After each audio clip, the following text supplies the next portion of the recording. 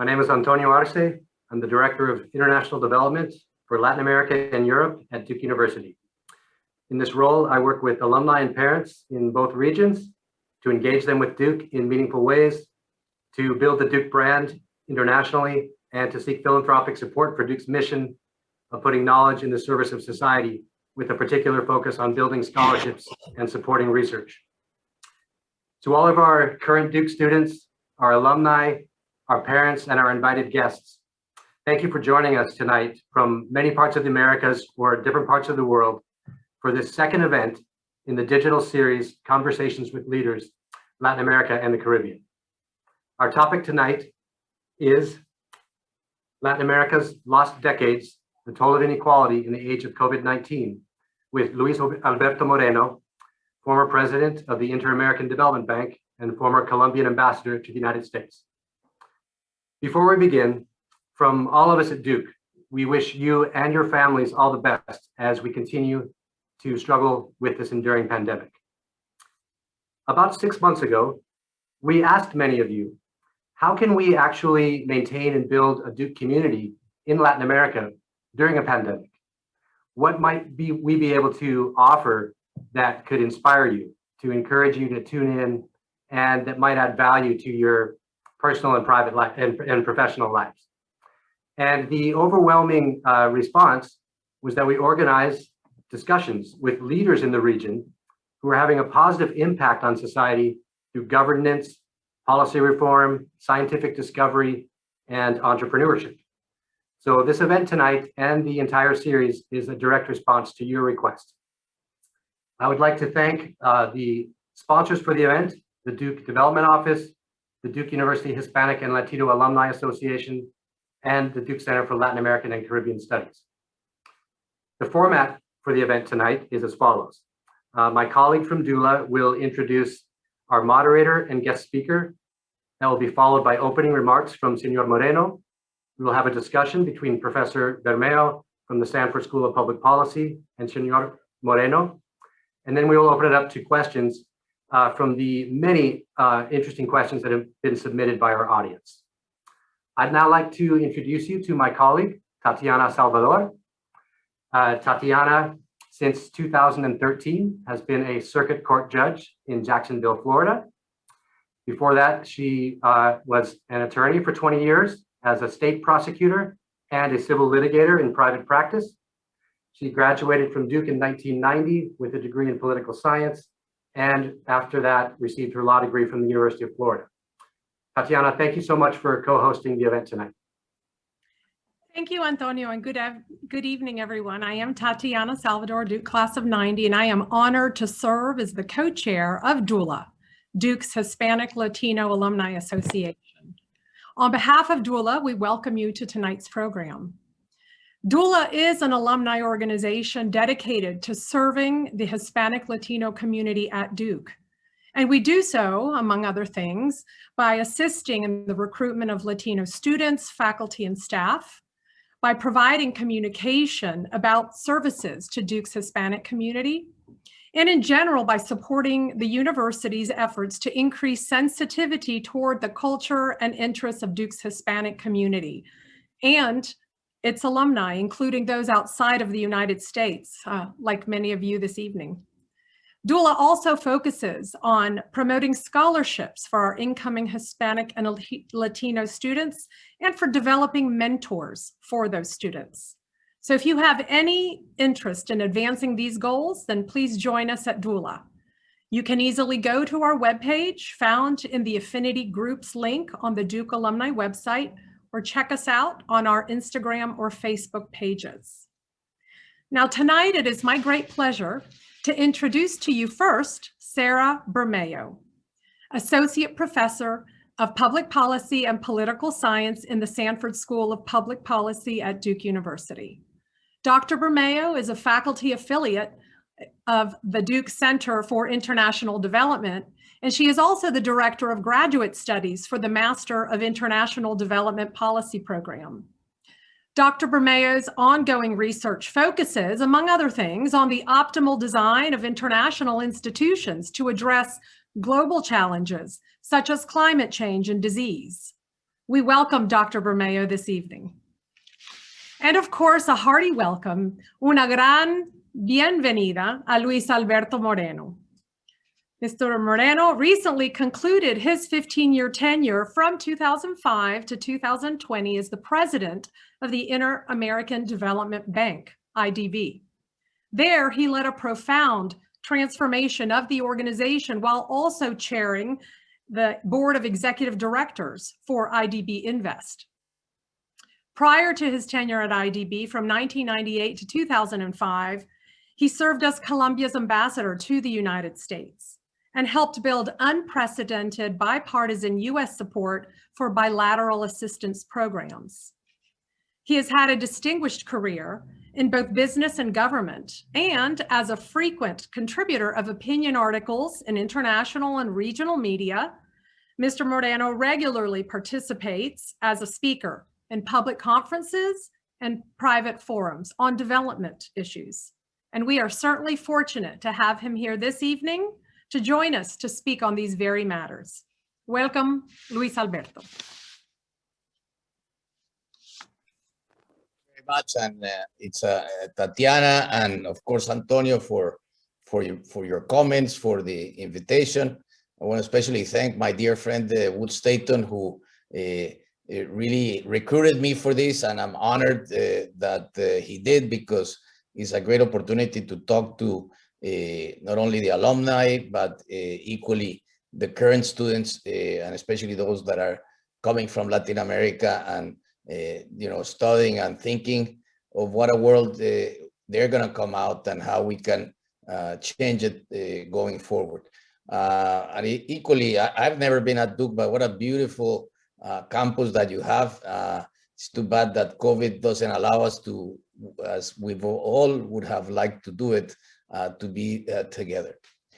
So what I wanted to do is just make a couple of comments, beginning to just think back what this almost last year, since we have all been introduced, some had already been doing it to Zoom, others we had to learn as we went along. I still remember that, we had, at the IDB, the possibility of working in another platform called Teams, but we literally went from, doing it occasionally, people could, work from home, etc. But from one day to the next, we were all, at the beginning of March, doing what we are today doing, and it's been a very long time. But when I think back, what has this year taught us? I see two amazing forces.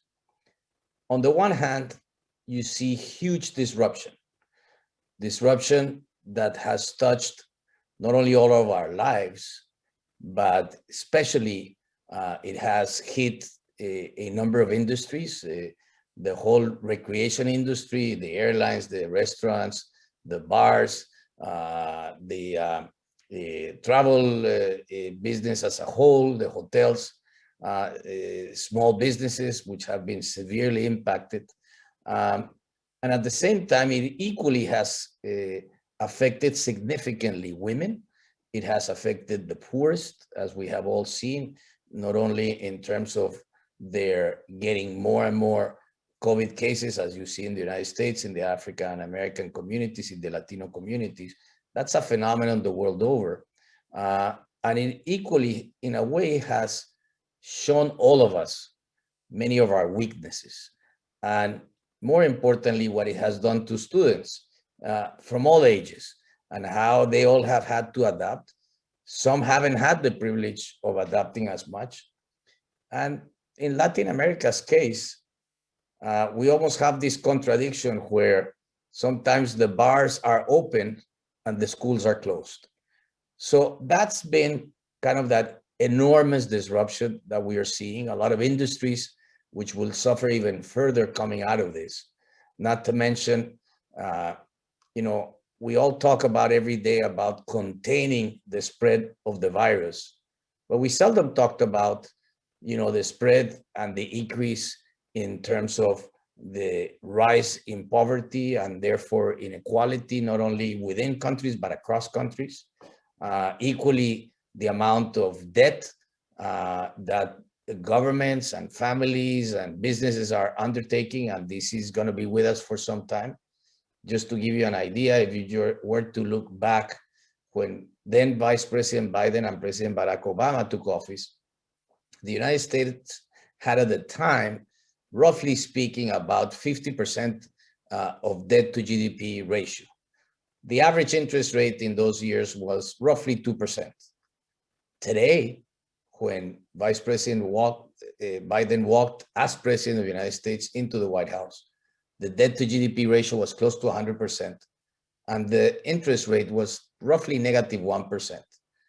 Essentially, the cost of carrying that debt for a country like the United States is the same as when Vice President Biden and Barack Obama came into office.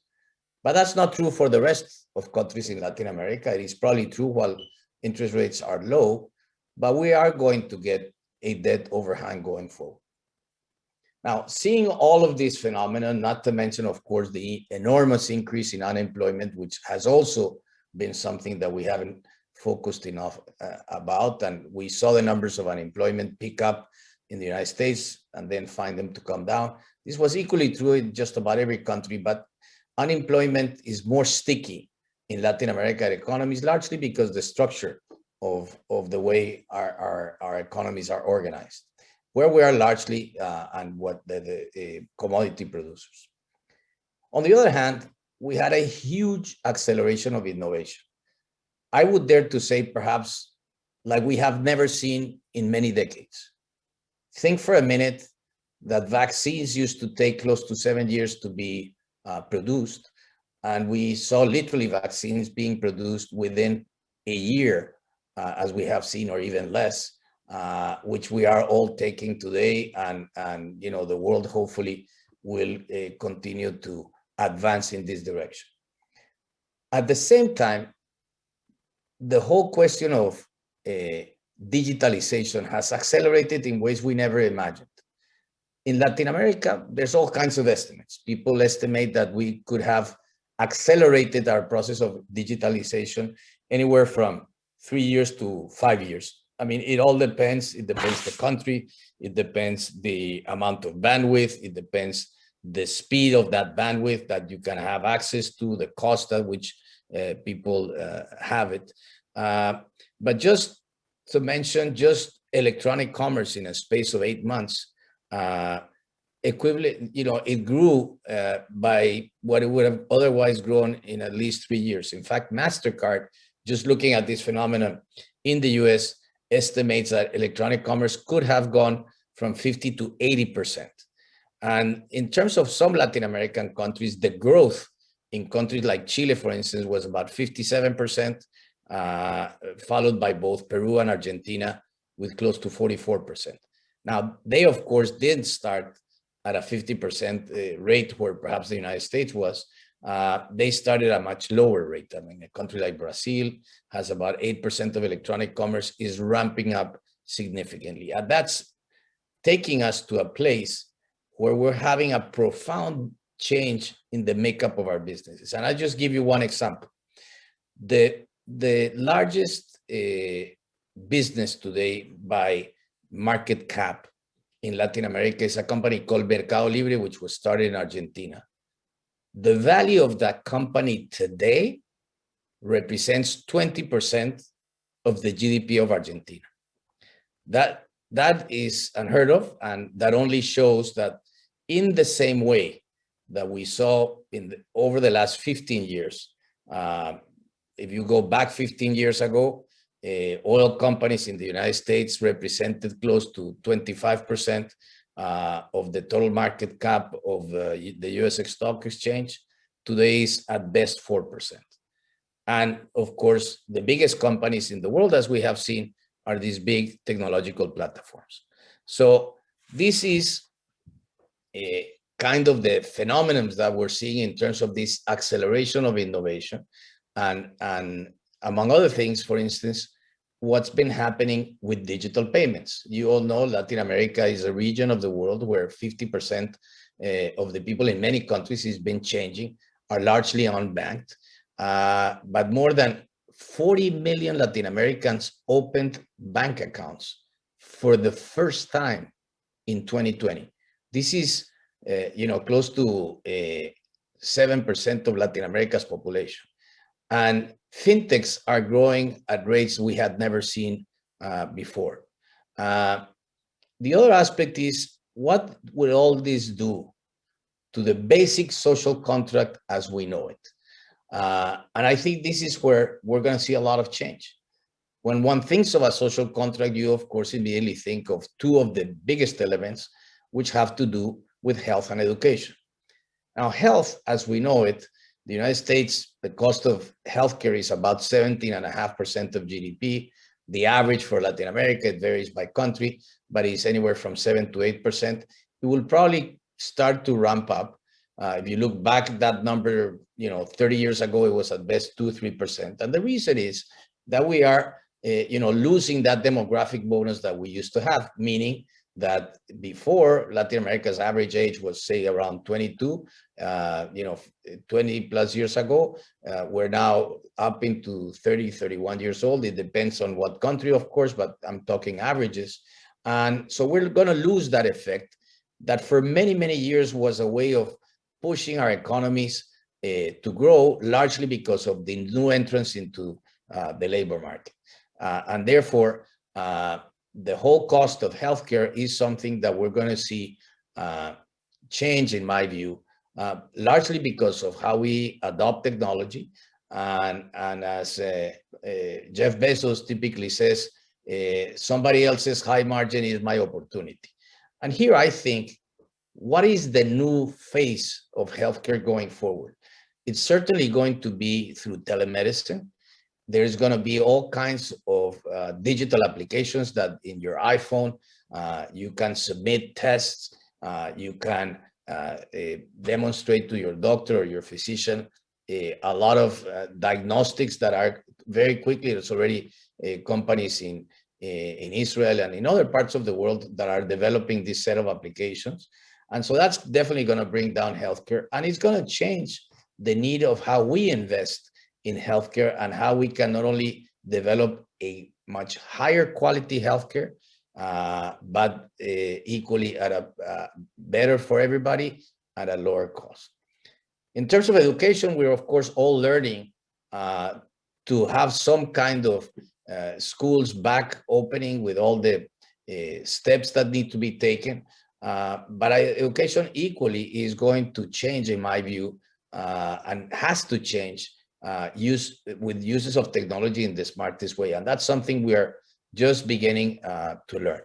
So these are these two forces, again, in a nutshell, that we have seen, which is on the one hand, the huge push for this huge disruption that we have seen in a year, plus the enormous amount of innovation that we have seen like never before. And if one walks back in history, I guess the parallel probably could be, and we could be in the dawn of what in the United States was called the Roaring 20s, which actually happened right after the war and after both 1918 and 1919, which were the peak years for what was then called the Spanish flu.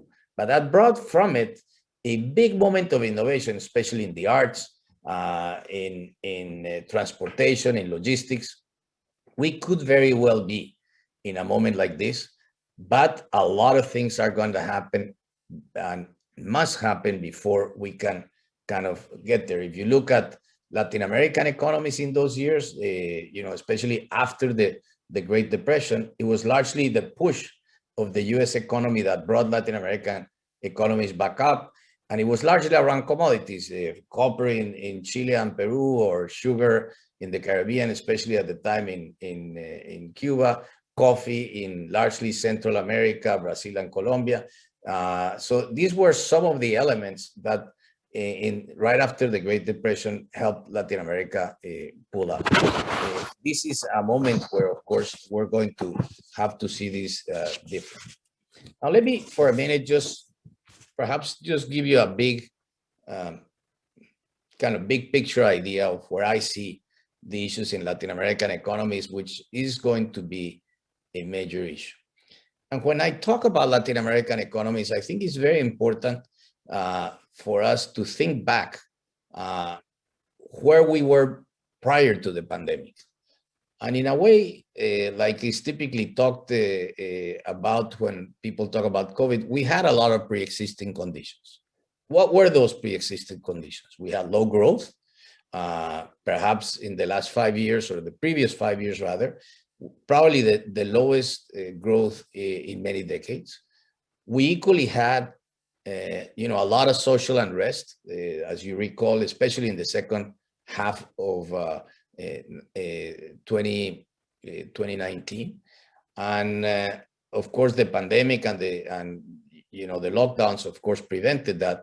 But there was, something that is very serious, and I think as an outcome of all of this, is that growth in inequality, which, by the way, Latin America has always been the most unequal region of the world, brings with it a lot of lack of trust amongst people and amongst institutions. But something that we see even further today is this anger that is out there. And this is no longer true just for Latin America. I mean, you see it here in the United States and you see it around the world.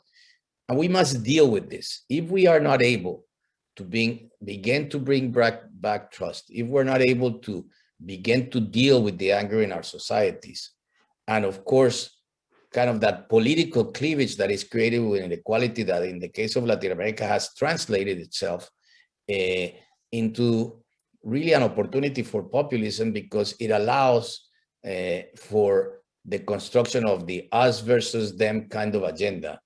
And it breaks any capacity to unify a country. And therefore, we have been, unfortunately, for decades, condemned to populism from left and right. The world economy last year contracted by close to 3.5%. It equally will probably pick up by about 5.5% this year. Latin America will probably bounce back to only 3.7%. But the more challenging part is how much we contracted our economies. We saw our economies contract by almost 8% last year.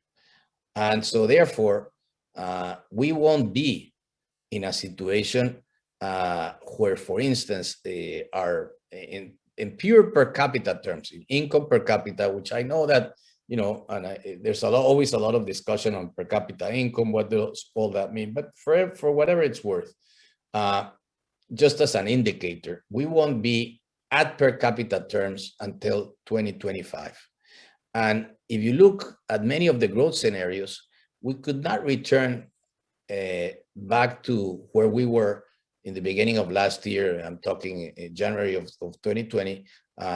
We won't be back at those numbers anywhere between 3 to 4 years. But to put all this in perspective, think about this aspect. Just last year alone, the contraction of the world economy added to something like $5 trillion. And the fiscal stimulus coming from all countries, especially the United States, which had a massive fiscal stimulus, as we know, that fiscal stimulus was essentially $20 trillion. That is bigger even than the US economy. So all of this is going to have consequences going forward. We are largely in Latin America, the source of our currency for us has always been commodities. There was a huge shock in export volumes at the beginning of the virus, largely because of the breakdown in supply chains. But they again picked up. And more importantly, if you observe commodity prices today, they have basically all gone up, both food commodities as well as mineral commodities. And we are even above pre-pandemic levels. At the same time, if you look at financial markets, they equally collapsed very quickly after the breakdown of of the pandemic. But then again, we saw a quick recovery, and we saw also a very deep contraction in the second quarter of last year and a recovery in the third quarter. But there's about 40 million jobs that were lost, which is a lot, for a region that is 630 million people. So the contraction of our economies is greater than it was, let's say, after the financial crisis. But the recovery, unlike the financial crisis, has been much faster. And finally, and this is an important indicator, when you look at ratings, and this is very important for the capacity for countries to access financial markets, and more importantly, to establish a basic cost of funding, not only for the sovereigns, but eventually that translates into the cost of funding to governments. There's been almost in 11 countries ratings downgrades. So this is equally another very important aspect. And as I said at the beginning, essentially, we're moving from, let's call it a terrestrial economy to a more digital economy. And we're equally seeing a moment of changing of the world access more to Asia than to the Americas. And this presents, in my view, a big opportunity and a big challenge, not only for Latin America, but equally for the United States. Now, let's talk for a minute about COVID. And perhaps the biggest challenge here is that when one thinks about COVID, you think that here we have two of the biggest challenges of humanity, one that has been knocking at our door for a number of years, and that's climate change. And I think we should all applaud what President Biden is doing and really lifting this as a major agenda issue for the world. But the other was a surprise. People believed, you remember the famous conference years ago that Bill Gates did, that basically anticipated that this could happen. And here we are with the pandemics. We've seen how Asian countries, which had suffered through SARS and MERS and H1N and others, they were much better prepared than, say, Europe and the Americas in dealing with this. But the issue is you cannot solve problems and either pandemics or climate change without a strong commitment to multilateralism. And what we have seen is the opposite. And let me just give you some examples. Europe, for instance, has contracted vaccines essentially for 2 vaccines for every European. That number for the United States is about 1.5 and growing. That number for a country like Canada is 3 times. And of course, the biggest issue is that it is the rich countries that are getting access to the vaccines faster than those in the emerging world. There's been an initiative that was essentially done between a public-private alliance for vaccines called COVAX, that is done with the support of the World Health Organization, as well as with Gavi, which is this big alliance for vaccines that helped a lot in dealing, for instance, with the retrovirals for dealing with AIDS in poorer countries of the world. And so as a result, what we have is today a situation whereby those are the first vaccines beginning to arrive in the emerging world. However, only about 33% will be delivered in the first semester and another 66% in the second semester of this year. And so that's created a big race to catch up and to access the Chinese or the Russian vaccines. And the situation, of course, changes country by country, which essentially means that we will really not know the final impact to our economies until we really get this settled. And this is like being in the midst of a storm. Everybody is trying to figure out how to get to a safe port, and we're not there yet. So essentially, in my view, what we're going to have to do is to do far more research in the health sector, far much more surveillance, much better data, use as many and as good vaccine platforms as we can. And of course, we must improve the quality of, especially of primary care as we go forward.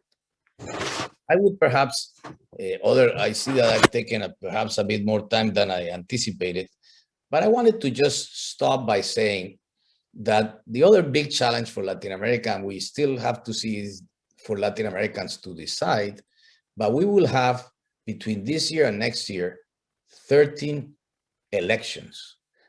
You'll have presidential elections. We will have one, for instance, on Sunday in Ecuador, but you will have in Chile at the end of the year. Anyway, you will have all these numbers of elections, and they are going to be the first opportunity for Latin Americans to express where they want to go forward.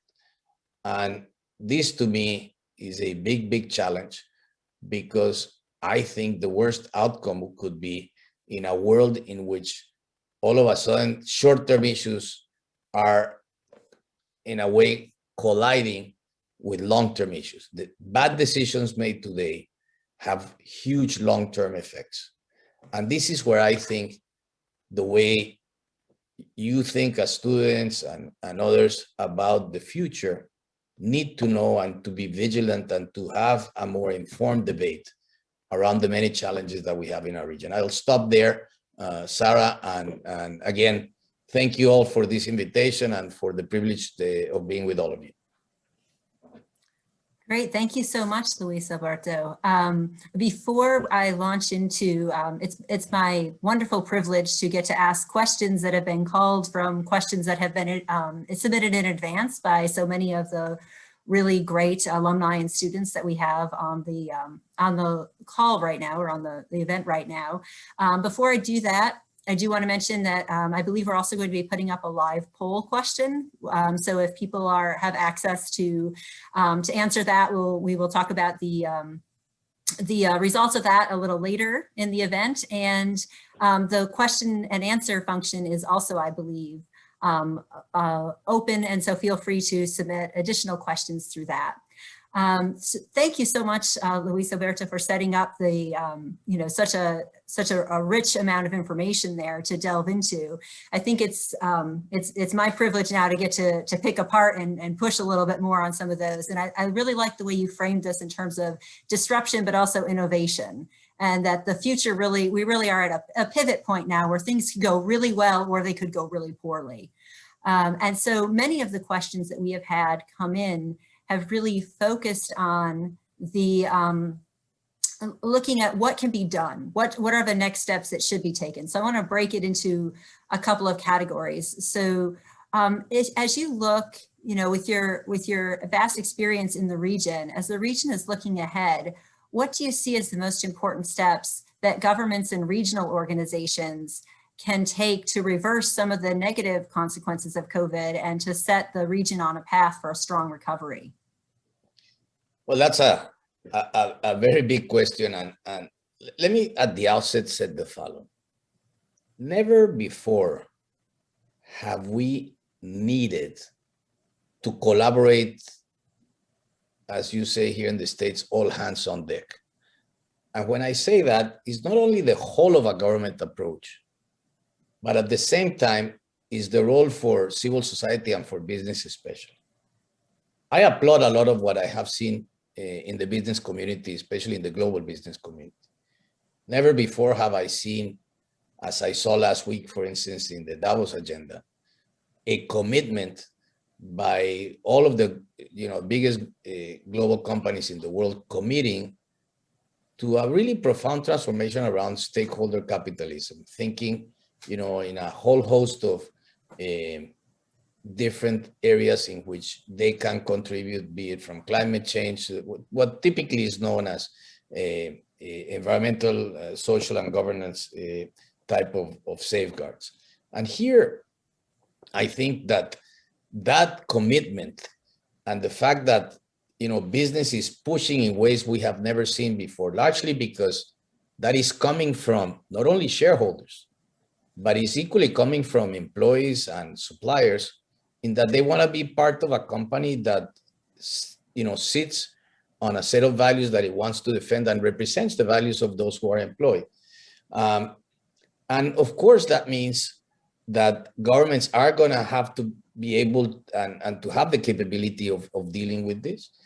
And at the same time, for multilateral organizations and institutions like the IDB, the Fund, the World Bank, and others, they are going to need far more capital to deal with the challenges that governments are going to have. You know, if you just for a minute look at where debt to GDP ratios were at the beginning of last year, they were around anywhere, or the last quarter of 2019, they were about 58%.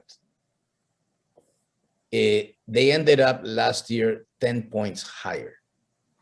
And so what you're having is essentially a big explosion of debt. It needed to happen.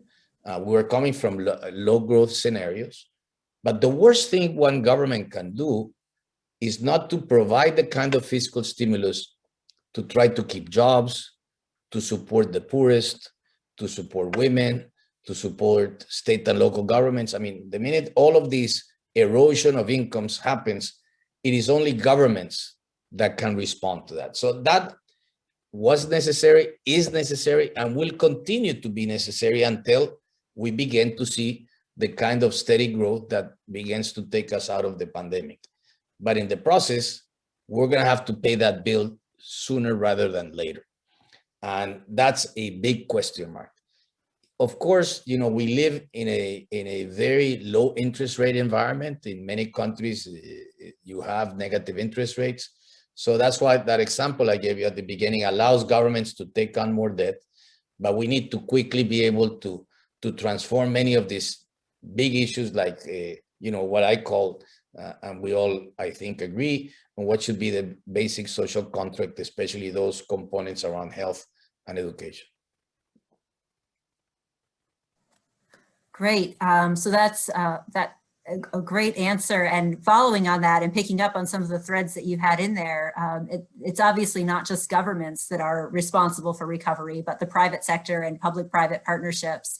And so for businesses on the ground, or entrepreneurs, or students that we have who are graduating who say, what can I go back and do and start up in Latin America?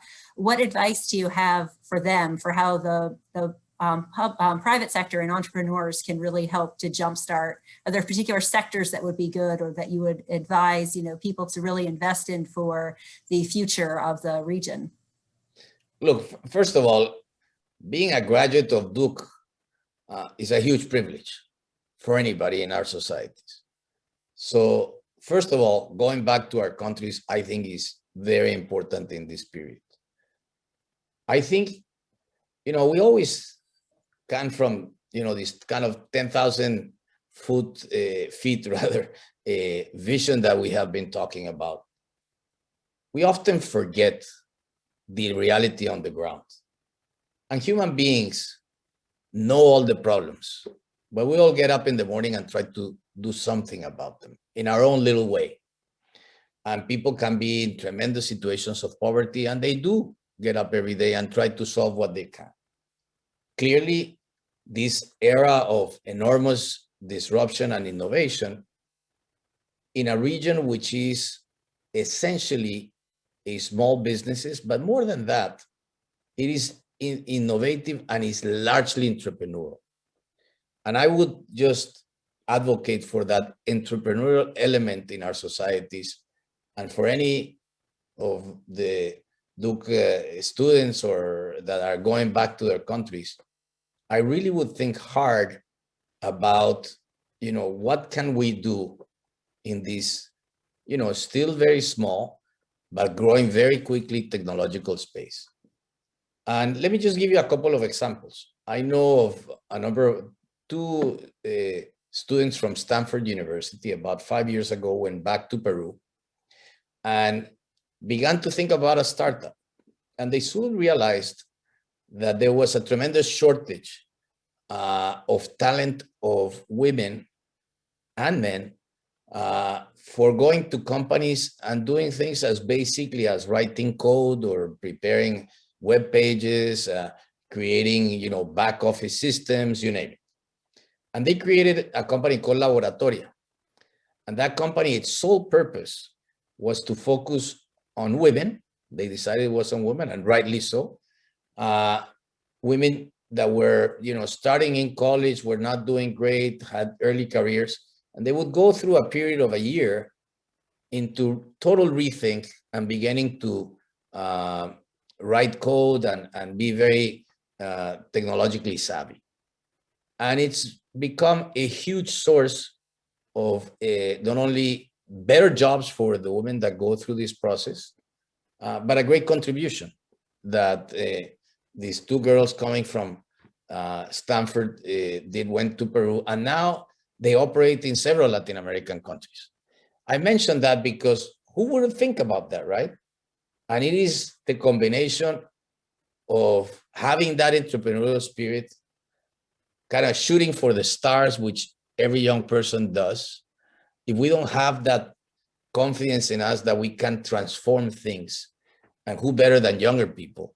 I think nobody does. So that's what I would say to any of all the students that are listening to us. Well, I think that that's great, and I will say, I'm sure that Stanford is great, but I think that Duke can get some of our students and alumni out there doing. And I know we already have. Duke. I was just giving an example of Stanford. I think it's a great example. And it almost reminds me that they're now in big trouble, as you know, the car rental companies. But you had this famous ad that used to come from ABC. Maybe we're not number one, but we try harder. I'm sure Duke students try harder. So I'm rooting for them. Yeah, and we actually, it's really been great to see over even my time at Duke, the huge interest in social entrepreneurship and in getting out there and starting new things. It really has grown. So it's very, very exciting time, I think, to be at college and then going out there and putting that knowledge in service afterwards. I want to change gears a little bit to touch on another topic that you mentioned in your opening remarks, and that we also heard a bunch about in questions that were submitted in advance. And that has to do with social movements and democracy within the region. So as most people listening probably know, the last decade or so has seen democratic backsliding around the world in many places, certainly not in Latin America only, but Latin America hasn't been spared. And we've seen particularly tricky situations in Venezuela and Nicaragua, but also in many other, well-established democracies, the rise of social unrest and protests. And I'm wondering if you can comment a little bit on what you see as the greatest challenges for democracy in the next 5 to 10 years in Latin America, and how best can the governments and the region respond in a way that can help address the concerns, but also solidify democracy going forward? Look, as I said at the beginning, clearly we had these pre-existing conditions in Latin America, and many of which you just described. That is a problem the world over today. I mean, we forget what the Gilets jaunes in France, and I don't have to tell you in the United States. This is a phenomenon that begins with a breakdown in trust as a consequence of inequality, of flat incomes that have been for a number of years. And unfortunately, we have begun to see this phenomenon spread. And clearly we are, like it or not, far more connected than ever. I mean, we can talk all we want about, looking inward, doing our own thing. We are connected like never before in our history. Just think, in our lives, just the possibility that we can be talking here and there can be a Duke alumni sitting in Tokyo watching us. I mean, that never happened. And so today, as the famous book that talked about that the world is flat, it really is flat in many ways. But that flatness changes from country to country. And we need to understand that, like your constitution, we're all created equal, and we cannot forget that. And when we allow those differences to fester, we somehow lose sight. And that's why I mentioned the question of trust. That's why I mentioned the question of anger, and more importantly, inequality. And if we cannot get our hands around that, that's going to destroy everything, including our economies. Because eventually, these things have huge impact. And this is where leadership is never been more important than now. This is where leadership and visionary leadership. If you look back in the history of the United States, you had, these huge disruptions in the days of Andrew Jackson. 60 or 80 years later, you saw him when Teddy Roosevelt came into power. And here we are again. And somehow countries find a way to overcome. And I think this is the time for Latin America to do just that. We saw people used to talk about Germany as the sick man of Europe. Look at where they are today. And that was only 25 years ago. And that was equally true for Spain and other countries. So and they turned around and they're very different.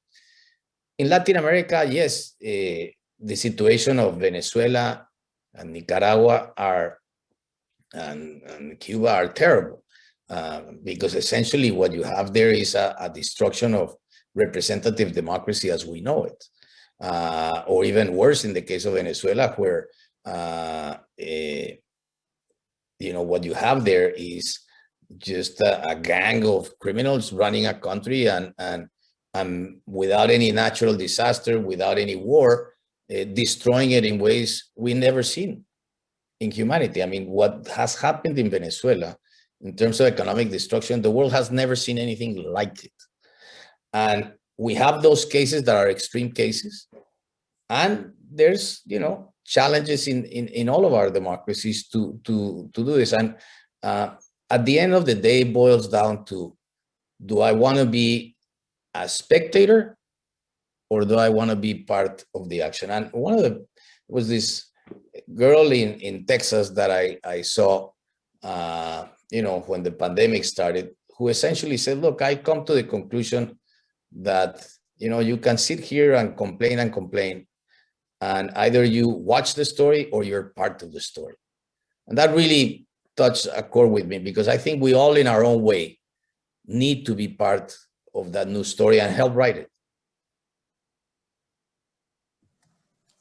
Well, that's very, very inspiring words. I almost feel bad now asking what the answer to the results of our poll are, since it was focusing on challenges, but maybe we could think about it in terms of, these are the challenges that people need to embrace so they can go out there and show. So you should be able, I think, to see on the screen, it looks like from the voting, corruption and inequality, really kind of top concerns for those who are participating, and then political instability, as we were talking about, coming in soon after that.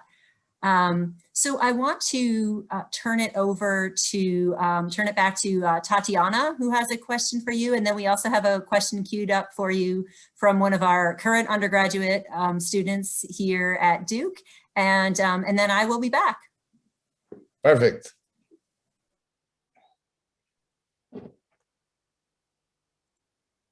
All right.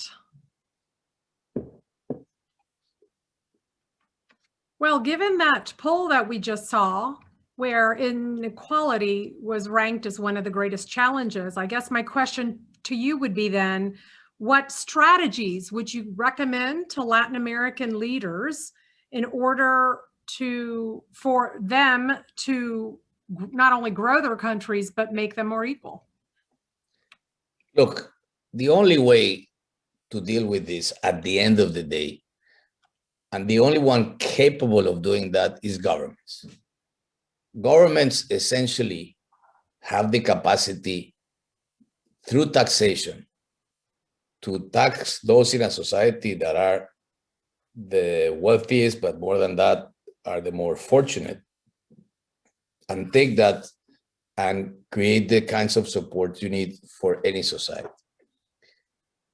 Our average, I mean, it changes from country to country, but if you compare the levels of taxation in industrialized countries, say in OECD countries, and the levels of taxation in Latin America, the capacity to redistribute is almost 20-1 in OECD countries as opposed to Latin American countries. There's something fundamentally wrong, not only in the way our governments spend, but in the effectiveness of that spend and the level of taxation that we have, which is far lower than those in industrialized economy. That is something that we must reckon with.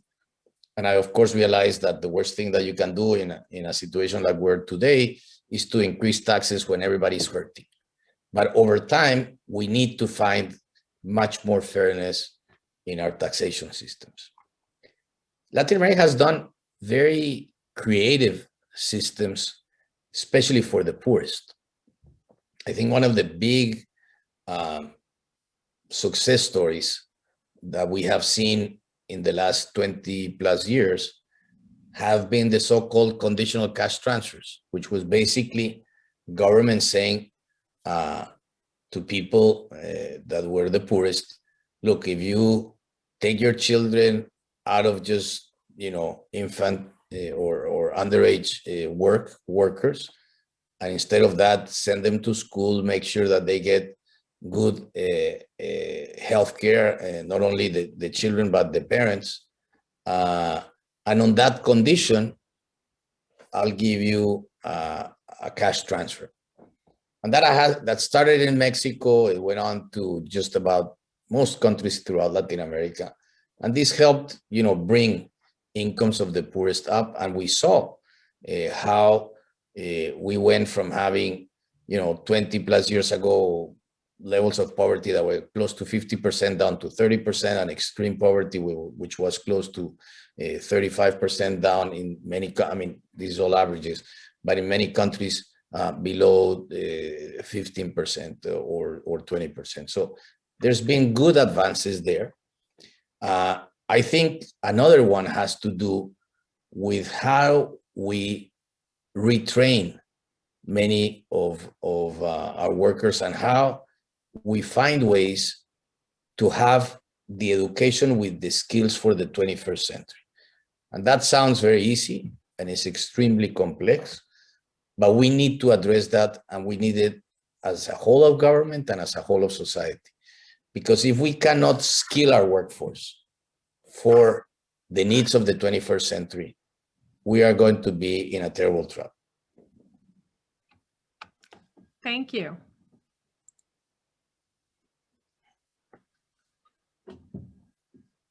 I think with that, we'll turn it over to our next live question that's coming to you from a student. Great. Gracias, Tatiana. Gracias. Thank you so much, Tatiana, and good to see you virtually, Luis. I'm Andrea Centeno, an undergraduate student from Venezuela, joining in from Panama and Latin America. And my question to you is, how can the Latin American region put into place a paradigm shift across supply chain management to better prepare for a post-COVID-19 world? And really good to see you. Thank you very much. Gracias, Andrea. I think Andrea's question is very important. One of the big challenges that we are all going to be observing is the natural tensions between the United States and China. And I don't think those tensions will be eliminated. I think they will be there. I think, China believes it has its right and its capacity to be assertive in this new world.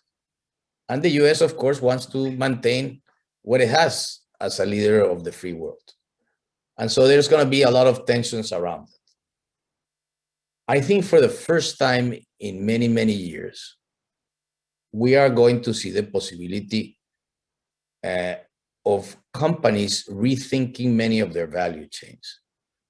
There's going to be what typically is called nearshoring, which is, and you saw it, this was one of the big things in the previous US administration, but it is happening that a lot of companies, because of systems of production, robots, technology, that you can no longer have to depend in producing things in Asia, but rather you can do them in the United States.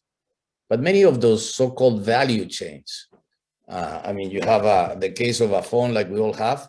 That phone essentially is developed and designed, etc., in California, as we know, by Apple in this case, but many of those components are coming from 30 or 40 countries around the world.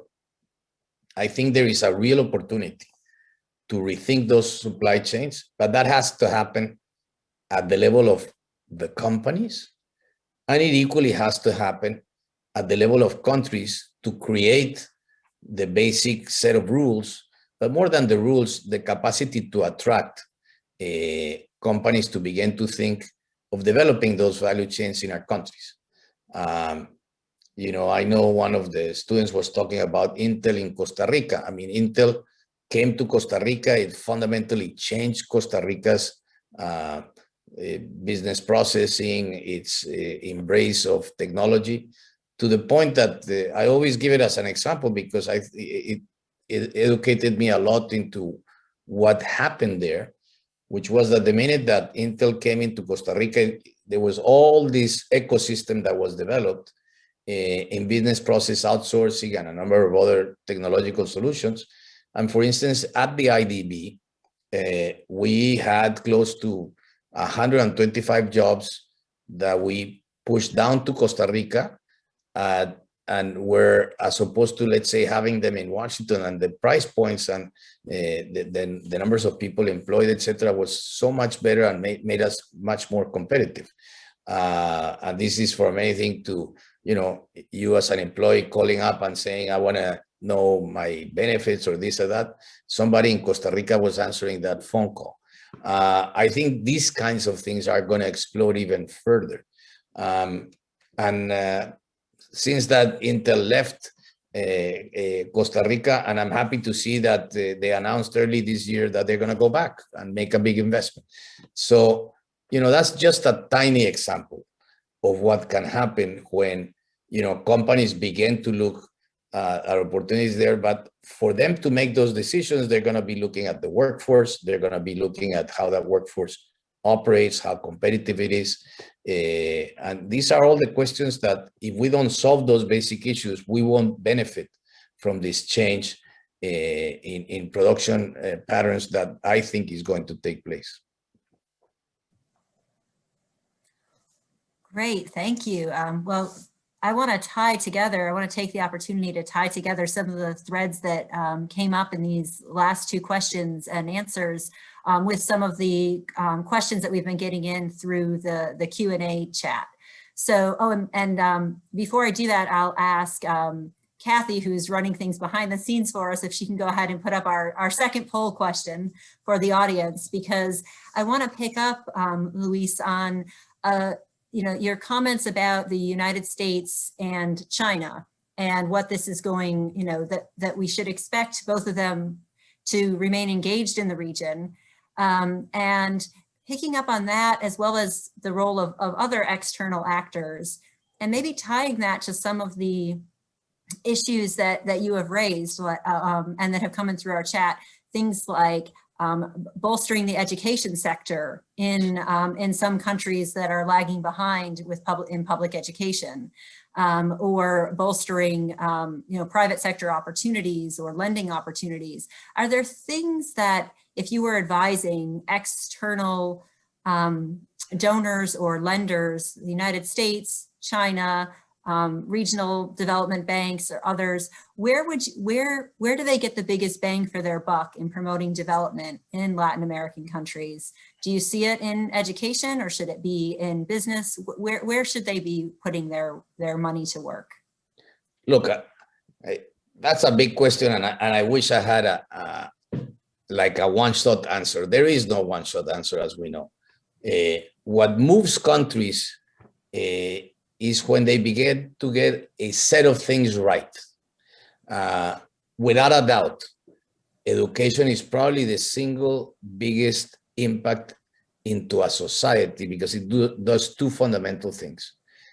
It allows people to get better jobs, but more importantly, there's no way out of poverty without a change in education.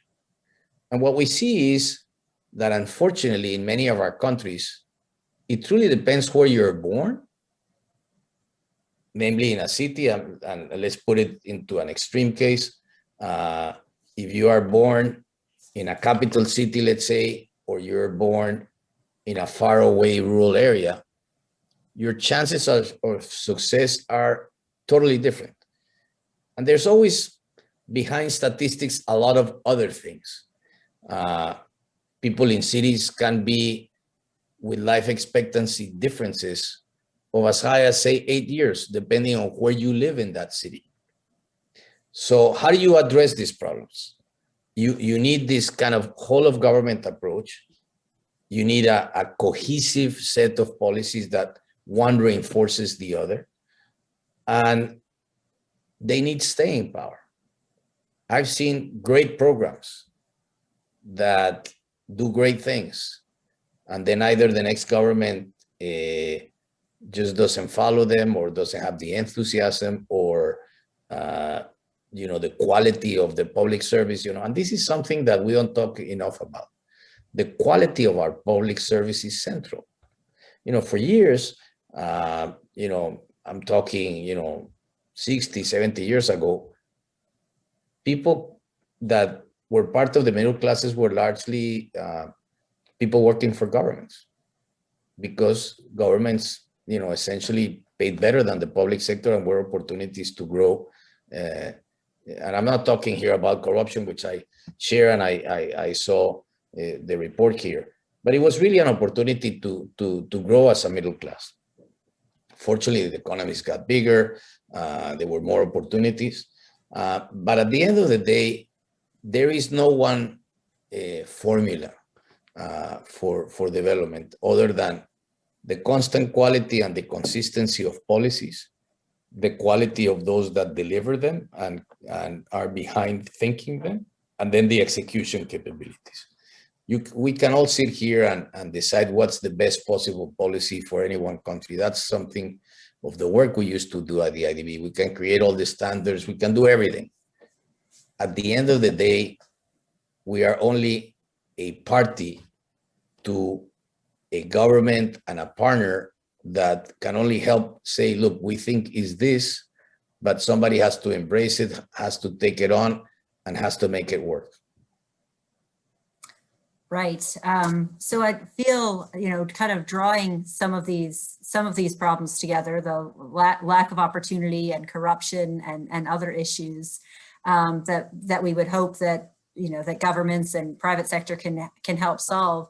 In some of the countries facing the hardest problems right now, I think we'd be remiss if we didn't spend at least a little bit of time talking about the migration and asylum crisis that we're seeing in some countries, because between Venezuela and Central America and the Northern Triangle countries, we're seeing some of the largest migration crises in the world right now. And as I'm sure most of the listeners know, millions of people from Venezuela living outside of there at the moment, many of them in Colombia, and people from the Northern Triangle countries in Central America, living in Mexico, trying to reach the United States or find employment in Mexico. What does these have, especially in the Central American case, these have been fairly intractable problems. I mean, we have seen this as an ongoing situation. If you were advising the new Biden administration or other governments in the region, how do you overcome what really has been these long-term causes of whether it is transnational crime, and now we're seeing a rise of climate-related issues leading to migration, corruption? How do you start to turn the boat and turn this around and move in a more positive direction? And what regional strategies might work? Because it seems like it's more than one country can do all by itself. Okay, so let me separate the two because they're very different, the case of Central America and the case of Venezuela. And let me start with Central America because I had the privilege and the opportunity to work very closely with then Vice President Biden, when, as you might recall, it was almost 6 years ago that for the first time, kind of this illegal immigration happening that has been happening for years in the United States kind of came up in the open, in front of everybody, when families were bringing their children across the border. And I think everybody was shocked to find that all of a sudden you had close to 500 or 600 children in Texas that had literally moved across the border with their parents. The cost to the United States taxpayer of dealing with this whole problem, I was seeing, I mean, you can refine or not these numbers, but it's anywhere from 200 to 300 billion dollars. It's a lot of money. And I'm not just talking of the cost of dealing with every illegal immigrant. I'm talking about your court system. I'm talking about the cost of sending people back. I'm talking about the people that are confined in special places, and just the whole manpower in security, in securing your border, etc. When we sat down with Vice President Biden when this happened, I had worked with him when I was ambassador of Colombia. And he said, look, what we need is a Plan Colombia for these countries. What he really had in mind is he understood that this is those kinds of intractable problems that have been there, as you suggest, for a very long time. And we proceeded to help the countries in what's called the Northern Triangle, where the bulk of the illegal immigrants coming into the United States come from today, which are Salvador, Honduras, and El Salvador, that combined have a population of roughly 30 million people. And in fact, the Mexican illegal migrants to the United States has basically been a net negative for the last number of years. And so we went ahead and helped support the development of this plan that fundamentally had to be owned, thought through, and embraced by these three countries. And that's exactly what happened. And we simply helped them kind of make it come together. And then there was a set of appropriations that were done, which unfortunately, in the previous administration, they blocked a lot of that funding. Working through these kind of intractable problems, not only does one need a whole of government approach, but you also need to do this for a long period of time.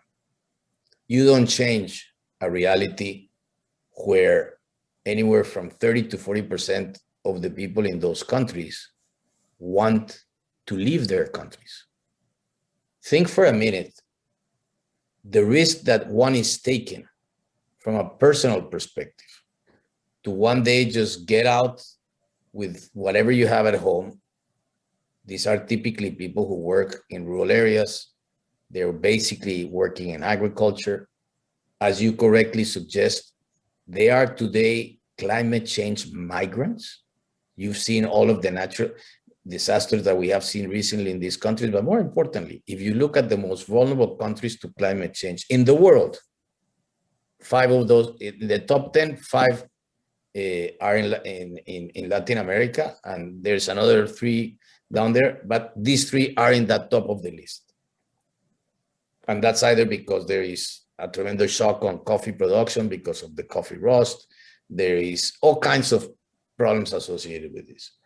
And still, people with whatever they have, they pick up their daughter, their son, their wife, and they just, get on a trajectory that is, 1,500 miles or whatever it is, go to a country illegally and risk arriving without speaking the language and not knowing what they're going to do. Just think for a minute that people any day of the week would rather stay at home. But for that to happen, you fundamentally need an investment shock in those countries such that you create the kind of economic opportunity that people are not willing to leave. And for that to happen, you need to reskill people. You need to find ways to essentially make them stay at home. And if they're to stay at home is because they're finding that their income levels are better.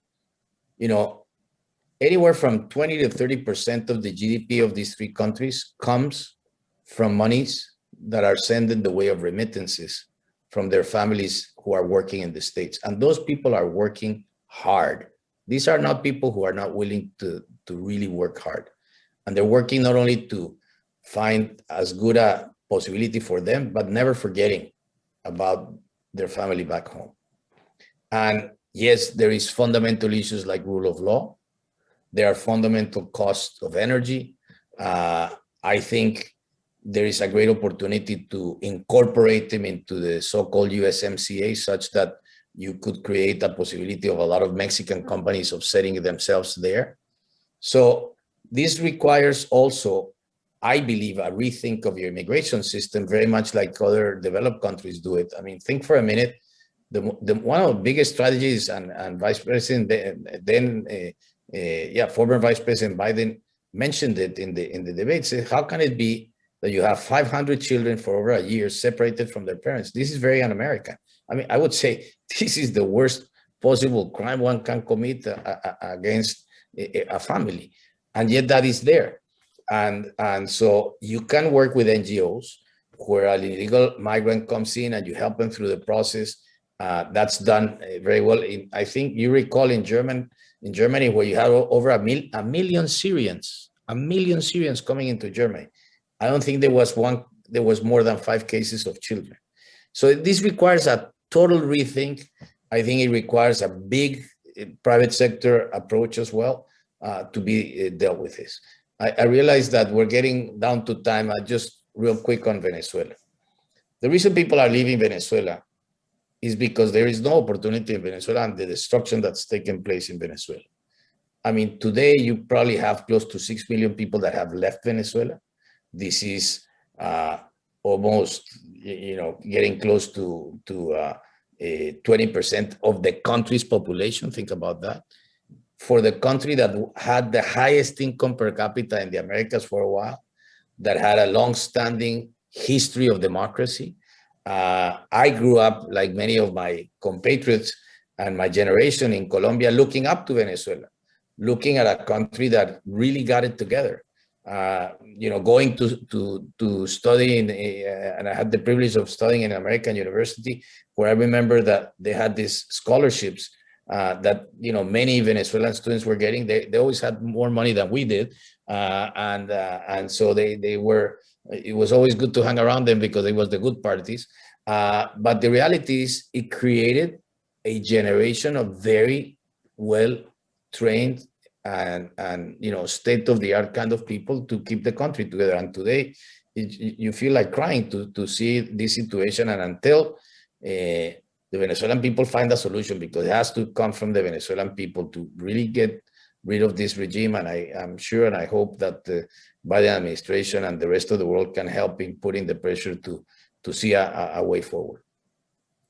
Well, on that, we are coming too close to time, but I will say I also hope the Biden administration and the world are listening on many of these issues, and I think particularly on the migration one, to think about both what needs to be done, as you said, for this long haul, but also what can be done in the meantime, because since these problems will take a while to fix, there are a lot of people in a lot of need, humanitarian need right now, and it will require kind of a multi-pronged approach. Thank you so much for that. I see that the results of our poll are up on the screen for those who are watching. Thank you to everyone who participated in our polls. It's great to get some real-time feedback on this.